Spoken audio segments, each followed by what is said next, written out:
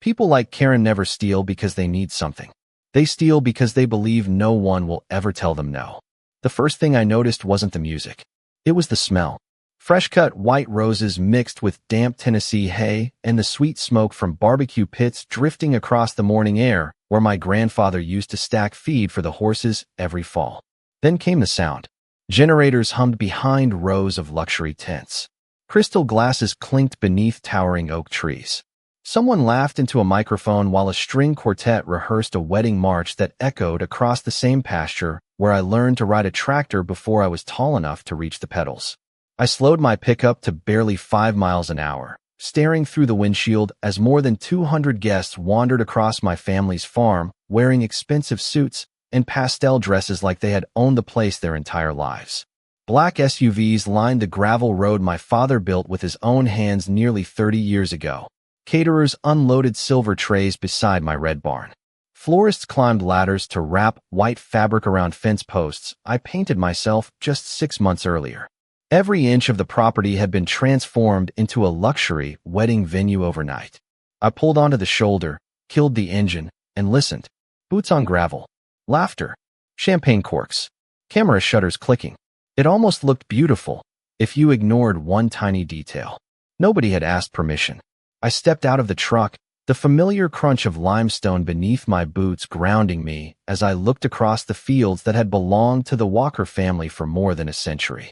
My grandfather used to say this farm remembered every footprint, every harvest, every promise. Looking at it now, buried beneath designer decorations and rented chandeliers hanging from century-old maple branches, it felt like the land itself was holding its breath. Before I reached the barn, a man in a black security polo raised his hand. "Sir, this is a private event." I smiled politely. I know. He blocked the path anyway. Guests only. I looked past him and saw her. Melissa Carter. White satin gown. Perfect. Hair. Diamond earrings sparkling in the morning sun. She stood in front of my barn posing for photographs beneath a custom wooden sign that read Carter Wedding Estate in elegant gold lettering. Estate. My estate. She turned, noticed me, and frowned as though I had interrupted something important. Then she walked toward us with absolute confidence, heels sinking slightly into the soft dirt my father spent years leveling for hay season. "Is there a problem?" she asked, never once considering that she might be speaking to the owner. The security guard answered before I could. "This gentleman keeps insisting he belongs here." Melissa barely looked at me. "We've rented the entire property. Please escort him off before the ceremony starts." Her wedding planner nodded. A photographer lowered his camera to watch. Several guests glanced in our direction, whispering behind polite smiles. I could have argued. I could have shouted. Instead, I looked around at the tents, the stage, the flowers, the musicians, the catering trucks, the valet station, and every expensive detail they had spent weeks building across my farm. Then I smiled. Not because I was happy, because at that exact moment, every single person standing on my property had unknowingly become part of the most expensive mistake Melissa Carter would ever make.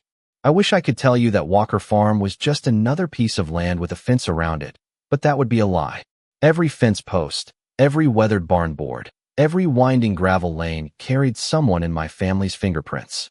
My great-grandfather bought the first 40 acres in 1921 after returning from the railroad with little more than a pocket watch and enough savings to buy exhausted farmland that nobody else wanted. The neighbors laughed, saying nothing good would ever grow there. They were wrong. Over the next 100 years, my family added another 80 acres, one careful purchase at a time, until the property stretched across gentle Tennessee hills covered with hay fields, maple trees, and a small creek that never seemed to run dry, even during the hottest summers. My father believed land was not something you owned. It was something you borrowed from your children. He repeated those words so often that I could still hear his voice every time my boots pressed into the soil after a rainstorm. Saturday mornings always smelled the same when I was growing up. Fresh coffee drifting from the farmhouse kitchen. Diesel fuel warming inside the old green tractor. Fresh cut grass mixing with cedar and damp earth while my father whistled old country songs that somehow carried across the fields better than any radio ever could. When he passed away 5 years earlier, the farm came to me without a single dollar of debt. That was the part that mattered most to him. He wanted me to inherit freedom instead of payments. I promised him I would never sell it, no matter how much developers offered. They tried anyway. Every year, another investor showed up with polished shoes and glossy brochures promising luxury homes, golf courses, or event centers. Every year, I thanked them for their time before sending them back down the same gravel road they arrived on. I was not rich by city standards. I worked as a civil engineer in Nashville during the week and spent nearly every weekend maintaining the farm myself because hiring crews never felt right. There was peace in fixing fences, repairing tractors, and watching the sunrise from the old front porch with nothing louder than birds and distant cattle. 2 weeks before that wedding morning, I accepted a temporary engineering inspection nearly 300 miles away. Before leaving, I locked every building, checked every gate, and asked my neighbor, Mr. Harold Jenkins, to keep an eye on the place like he had done for years whenever I traveled. Harold was 74, stubborn as an oak stump, and the kind of man who still waved at every passing truck whether he recognized the driver or not. I never imagined anyone could transform my family farm into something completely different in only 14 days. Looking across those elegant white tents and expensive decorations now, I realized someone had not simply crossed a property line. They had rewritten the entire story of this land as though the Walker family had never existed at all. The only problem was that stories built on lies have a habit of collapsing the moment the truth quietly walks back through the front gate. I looked Melissa Carter in the eye for the first time that morning, and what surprised me most was not her confidence. It was how completely ordinary she looked. She smiled the same polished smile I had seen on countless real estate billboards across the county, the kind that promised trust while quietly calculating profit. Her wedding planner stepped beside her holding a thick leather binder stuffed with schedules, vendor lists, and contracts. Without a hint of hesitation, Melissa opened it and pulled out several neatly organized documents. "We signed everything months ago," she said calmly. The venue owner accepted the deposit, approved the event plan, and confirmed exclusive access for the entire weekend. She slid the papers toward the security guard as though presenting evidence in a courtroom. The guard glanced at them for barely 3 seconds before turning back to me. "Sir, I am going to have to ask you to leave the property." Hearing those words while standing on the land where my father taught me to mend fences almost made me laugh. Almost. Instead, I asked a simple question. "Who exactly rented you this farm?" Melissa folded her arms. "Volunteer Ridge Event Management. They have full authority over the property." The name meant absolutely nothing to me. Walker Farm had never been managed by anyone except my family. We had never hired an event company. We had never listed the property online. We had never even discussed hosting weddings. Yet everyone around us behaved as though I was the confused stranger interrupting someone else's celebration. The florist continued arranging white roses beneath the old maple tree. Caterers carried trays through the barn doors. Musicians tuned their instruments without looking up. Somewhere behind the reception tent, I heard the familiar hiss of propane burners preparing lunch for hundreds of guests. Life continued because nobody questioned the paperwork Melissa carried. A man wearing a navy suit approached and introduced himself as the event coordinator. He showed me a laminated site map with every corner of my farm labeled for parking, dining, photography, and the ceremony itself. Even the old fishing pond where my grandfather taught me to cast a line had been renamed Reflection Lake on the printed brochure. My grandfather would have shaken his head. Melissa noticed me staring at the map and smiled again. "Everything here has been professionally organized," she said. The owners were very accommodating. Owners. Plural. That single word settled heavily in my mind. Someone had not only claimed authority over my land, they had created an entire business around pretending it belonged to someone else. I slowly scanned the property again. Every rented chair, every flower arrangement, every lighting tower, every decorative sign. Tens of thousands of dollars had already been invested before the first wedding guest even took a seat. Most people would have exploded with anger. I did not. Engineers spend their careers solving problems by looking for the one detail everyone else ignores. Somewhere inside this polished illusion, there had to be a mistake. There always was. Melissa mistook my silence for defeat. "I appreciate your cooperation," she said with a satisfied smile before turning back toward the bridal party. As she walked away, I noticed one small logo printed in the corner of the contract still resting inside the binder. It was not the name that caught my attention. It was the county business registration number beneath it. Something about those numbers felt strangely familiar, and for the first time since arriving that morning, I felt something stronger than anger. I felt curiosity. I did exactly what everyone expected me not to do. I stepped back. The security guard relaxed. Melissa gave one quick nod, convinced the problem had solved itself. Around us, the wedding settled back into its carefully choreographed rhythm. The string quartet resumed playing. Servers carried polished silver trays across the lawn. The smell of smoked brisket drifted through the warm afternoon air, while children chased each other near the old windmill my father restored by hand 15 years earlier. Watching strangers laugh beside that windmill felt strange, but I kept my expression calm. Sometimes the fastest way to uncover the truth is to stop interrupting the lie. I walked toward my pickup without another word and reached inside for my leather document case. It never left my truck. Every property survey, tax receipt, deed copy, and easement agreement my father had ever organized sat inside neatly labeled folders. I opened it on the tailgate and quickly confirmed what I already knew. Walker Family Farm remained exactly as it had always been. My name appeared on every current county tax record. There were no leases, no management contracts, no venue agreements, and certainly no authorization allowing anyone else to rent the property. The paperwork Melissa carried had to come from somewhere else. The question was where. Before I could dig any deeper, another pickup rolled onto the gravel road. It was Harold Jenkins. He climbed out wearing faded overalls and his old straw hat, stopping beside me with a confused look that slowly turned into disbelief as he took in the rows of white tents covering the pasture. "Ethan," he said quietly, "I tried calling you 3 days straight." He pulled an aging flip phone from his shirt pocket. "No signal half the time where you said you were working." I nodded. The inspection site had been deep in the hills with almost no reception. Harold shook his head. "These people showed up almost 2 weeks ago. They told everyone they had bought the event rights from a management company that represented your family. They had trucks, permits taped to clipboards, uniforms, everything. Folks around town just figured you finally decided to make money with the place." I stared across the farm again. Suddenly, every expensive decoration looked different. They were not simply wedding decorations anymore. They were evidence. Harold pointed toward the reception tent. There were surveyors here too. At least they looked like surveyors. They walked around with orange flags for a day, then packed everything up. That caught my attention immediately. Real surveyors leave records. They leave stakes. They leave filings. I had not seen a single official survey marker anywhere since arriving. Melissa believed appearances were enough because appearances convinced almost everyone. They almost convinced Harold. They certainly convinced the vendors. They had convinced every guest drinking champagne beneath my family's oak trees.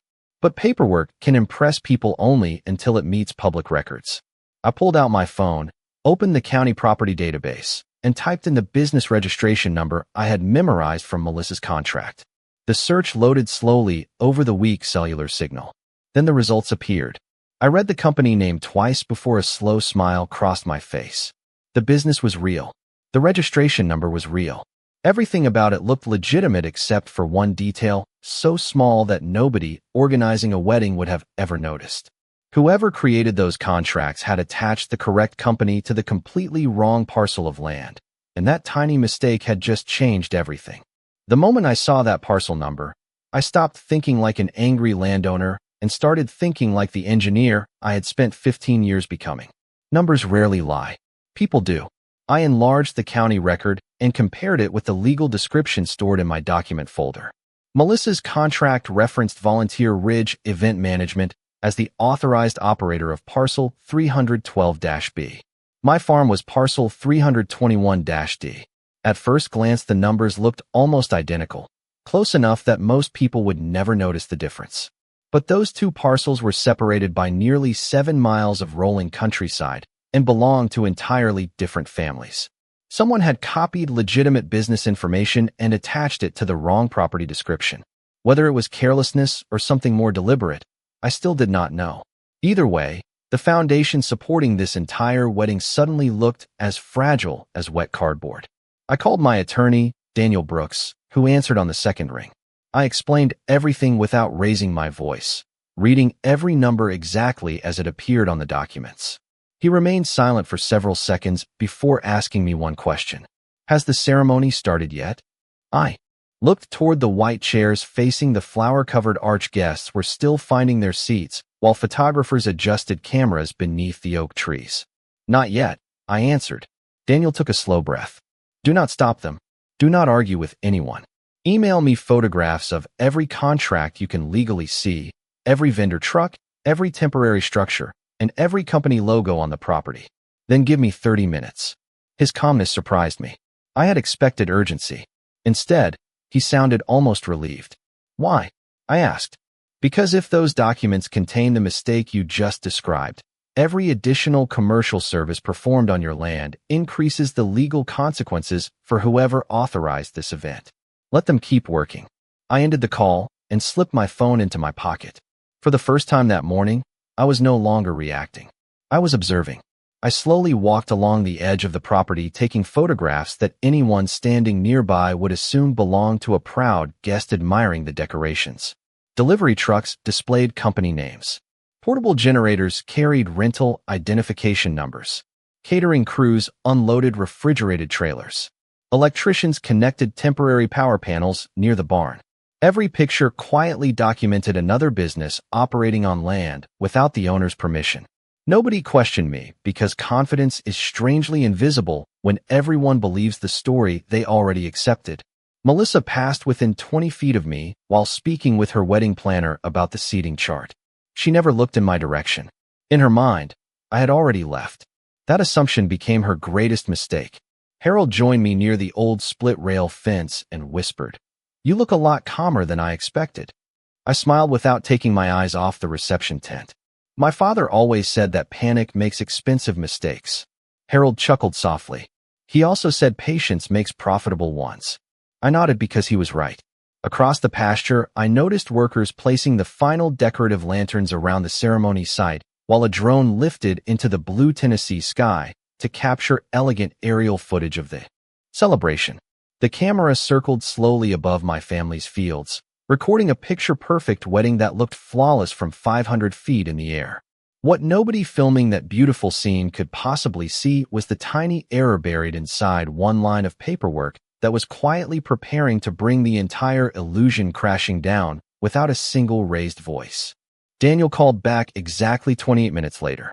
I glanced at the screen before answering, already knowing he would not waste a single word. I spoke with the county recorder, he said. The parcel listed in that contract belongs to an old event property outside Mill Creek. Volunteer Ridge Event Management does have a lease there. They have never had any authority over your farm. I leaned against the tailgate of my truck and watched another delivery crew unload decorative lanterns near my grandfather's fishing pond. So the contract is worthless? I asked. The contract may still be valid between the parties who signed it, Daniel replied. It is simply attached to land they do not control. That means nobody involved acquired legal permission to use your property. I looked across the pasture where guests continued arriving with wrapped gifts and smiling faces. None of them knew they had driven to the wrong place because someone had trusted paperwork without verifying ownership. What do I do now? I asked. Daniel answered with the same calm voice he had used from the beginning. Nothing dramatic. Let every vendor finish exactly what they were hired to do. I have already contacted the county property office. They are reviewing the documentation now. If the records confirm everything you sent me, officials will handle the rest. I ended the call feeling strangely peaceful. For hours I had been fighting the urge to defend my family's farm immediately. Now I realized patience was doing far more than anger ever could. I walked toward the old equipment shed and sat on a weathered wooden bench my father built years ago from leftover oak planks. From there I could see nearly the entire property. Workers adjusted flower arrangements around the ceremony arch. The catering manager inspected buffet. Tables covered with white linen. Electric lights hidden inside the trees waited for sunset, even though the afternoon sun still shined brightly across the fields. Every passing minute represented more labor, more rented equipment, more invoices, and more documented commercial activity taking place on property that had never been legally authorized for any of it.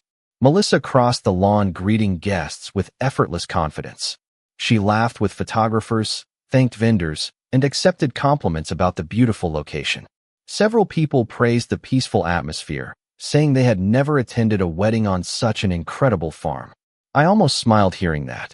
They were right. It was an incredible farm. That was exactly why my family had protected it for more than a century.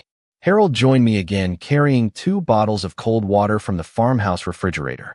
He handed me one before quietly asking, "Still waiting?" I twisted the cap and nodded. The truth does not move as fast as rumors. He laughed softly. "Your father would have liked that one." We sat in comfortable silence while a gentle breeze rolled across the hay field, carrying the scent of fresh grass and wildflowers through the afternoon air. Then my phone vibrated once more. This time it was not Daniel. It was an email notification from the county property office acknowledging receipt of the documents my attorney had submitted, along with an automated confirmation that an official field review had been authorized. I looked toward the gravel entrance where guests continued arriving, completely unaware that the people who truly mattered had not even reached the farm yet. The celebration kept growing larger, louder, and more expensive with every passing minute. But beneath all the music and elegant decorations, the quiet machinery of public records, verified ownership, and patient legal procedure had already begun moving in my direction. And unlike wedding schedules, that process did not depend on anyone's opinion. The first county vehicle appeared just as the musicians finished rehearsing the processional. It rolled slowly up the gravel lane without flashing lights or dramatic urgency, looking more like a routine inspection than anything important. Almost nobody paid attention. Guests were busy finding their seats beneath the white chairs arranged across the pasture. Children chased bubbles floating through the warm afternoon air. Someone handed out chilled lemonade, while photographers positioned family members for portraits beneath the old maple trees. Melissa stood near the ceremony arch, greeting relatives with effortless confidence, never noticing the white county pickup parking beside the entrance gate. A second vehicle arrived less than 2 minutes later. This one belonged to the county property office. Then a marked sport utility vehicle from the sheriff's office eased onto the gravel road and stopped nearby. There were no raised voices. No one hurried. 3 officials stepped out carrying clipboards and document folders instead of displaying any sense of urgency. That alone caught Melissa's attention. I watched her smile slowly disappear as one of the county employees asked a wedding coordinator a polite question while pointing toward the legal description printed on a stack of paperwork. The coordinator looked confused, then immediately walked over to Melissa. I stayed exactly where I was, beside the equipment shed. Daniel had told me to let the process work, and that was exactly what I intended to do. After a brief conversation, Melissa walked confidently toward the officials, holding her leather binder against her side. Even from across the pasture, I could recognize the practiced smile she had worn all morning. She opened the binder and began presenting the same contracts she had shown the security guard earlier. One county employee accepted the documents, carefully compared them with papers inside his own folder, then quietly turned several pages before tracing a line with his finger across a property map. Another official unfolded a certified survey showing parcel boundaries extending across the surrounding countryside. Melissa leaned closer, clearly trying to understand what they were explaining. Her expression shifted almost imperceptibly. Confidence gave way to uncertainty. She pointed toward the barn, then toward the ceremony site, as though insisting there had to be some misunderstanding. The county employee calmly shook his head and indicated the parcel number again. Even from nearly 100 yards away, I knew exactly which line they were discussing. The wrong parcel. The tiny mistake hidden beneath polished contracts and expensive decorations had finally met official records. The sheriff's deputy remained calm, speaking with the event coordinator and several vendors while everyone else continued waiting in growing silence. The string quartet lowered their instruments. Conversations faded. Guests looked from one official to another, trying to understand why the ceremony had not begun. Melissa searched through every page in her binder with increasing urgency before making a phone call that lasted less than a minute. Whatever answer she received did not restore her confidence. She looked back toward the officials, then slowly across the fields surrounding the farmhouse as though seeing the property for the very first time. Our eyes met briefly across the pasture. I did not smile. I did not wave. I simply stood beside the farm that had belonged to my family for generations while the truth quietly arrived, carrying nothing more dramatic than accurate records, verified surveys, and the patience to let facts speak louder than assumptions. The change happened so quietly that many guests did not understand it at first. There was no shouting across the pasture, no dramatic confrontation, and no sudden rush of people. Instead, conversations simply stopped one by one as words spread from the front rows toward the reception tents.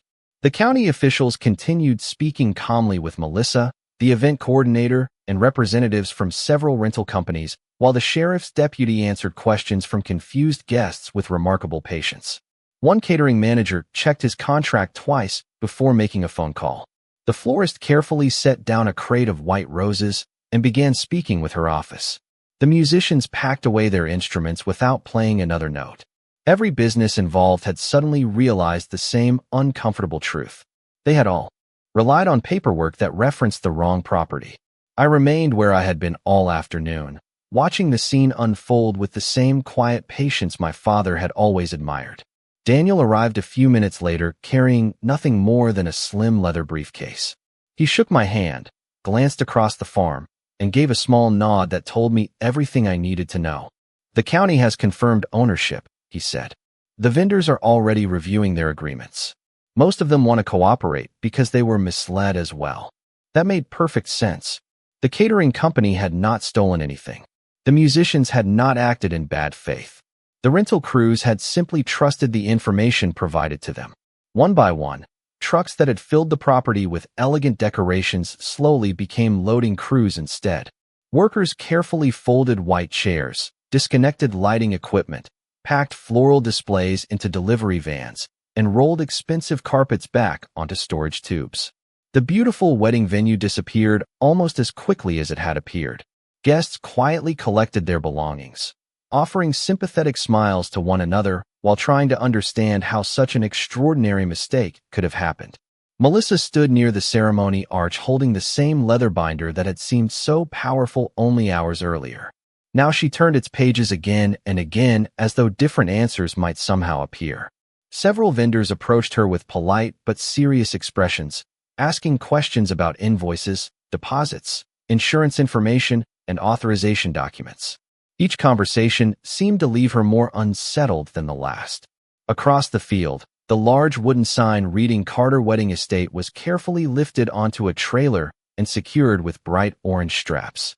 Seeing that sign leave my family's farm felt strangely symbolic. It had never belonged there in the first place. Harold leaned against the fence beside me and let out a slow breath. "Looks like your father was right," he said. "Truth takes longer to arrive, but it always knows the correct address." I smiled because I could almost hear my father's laugh carried by the afternoon breeze. As the final guests drove away, sunlight stretched across the open pasture once again. Tire tracks remained in the gravel. The scent of fresh roses still lingered near the barn. A few pieces of white ribbon fluttered gently from the old fence posts before volunteers removed them as well. Within another hour, the farm looked remarkably familiar again, as though it had quietly reclaimed its own identity. The celebration everyone expected to remember for its elegance would instead be remembered for one overlooked line on a contract, proving that even the grandest illusion cannot survive when it is built on land that was never yours to promise. A month later, the only sounds drifting across Walker Farm were the ones that had always belonged there. The steady rhythm of tractor tires rolling over packed earth, meadowlarks calling from the fence posts, wind brushing through the maple trees that had shaded 4 generations of my family. The wedding tents were gone. The luxury cars had disappeared. Even the faint tire marks left by hundreds of guests had faded beneath fresh rain and new grass. Nature has a quiet way of reclaiming what people temporarily borrow, and the farm looked as though it had patiently waited for all the noise to leave before taking a deep breath again. I spent that Saturday morning replacing a section of split-rail fence near the old fishing pond. The same pond that had briefly appeared on elegant brochures under a name my grandfather would never have recognized now reflected nothing but blue sky and drifting clouds. Harold drove over around noon carrying 2 cups of coffee balanced carefully in the holder of his aging pickup. He climbed out, looked across the fields, and smiled. "Feels like home again," he said. I nodded because there was nothing else to add. Some places do not become special because they are expensive. They become special because people spend a lifetime protecting them. During the weeks that followed, Daniel handled the remaining legal paperwork while county officials completed their review of the documentation surrounding the event. Several vendors contacted me directly to apologize for what had happened, explaining that they had accepted contracts they believed were legitimate. I thanked every one of them. They had been caught in someone else's mistake, and treating honest people with respect felt far more important than holding on to resentment. A few even returned later to help restore areas of the pasture where heavy equipment had left deep tracks, refusing to charge for their time. Watching neighbors, local businesses, and complete strangers work together reminded me that communities are built by character, not by contracts alone. As for Melissa, I never saw her again after that afternoon. I heard through town conversations that the situation became far more complicated than anyone expected once the paperwork was carefully reviewed, but I never followed the details. My goal had never been to ruin someone's life. It had been to protect my family's land and allow the truth to speak for itself. That was enough. Late that evening, I walked to the old front porch carrying my father's weathered pocket watch, the one my great-grandfather bought after finishing his railroad job more than a century earlier. I wound it gently and listened to its familiar ticking while the sun disappeared behind the western hills. The same porch had witnessed droughts, floods, harvest celebrations, family reunions, and quiet evenings that never made headlines. It had also witnessed one remarkable day when patience defeated assumption without a single raised voice. I finally understood something my father had tried to teach me for years. Property can be measured in acres, fences, and deeds, but a legacy is measured by the choices you make when someone tests what matters most. Looking across the fields glowing beneath the last light of sunset, I realized justice had never arrived with sirens or dramatic speeches. It arrived carrying accurate records, steady hands, and enough patience to let the truth find its own way home.